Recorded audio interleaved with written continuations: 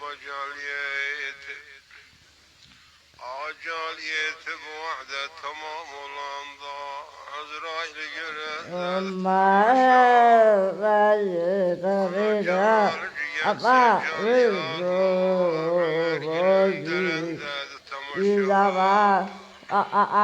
Anayı karak beşer şümbizine çatlak vururlar Kabrisine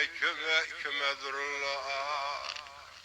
Ana Tayri kimdi peygamber sorurlar Onda cevap veren dedi tamaşa Ana dedim onda kabire koyarlar bizi Gene kara olsun gezdirici Ebe zabanlar ele alır topuzu Salliban vuranda da tamaşa Ebe dedim kardeş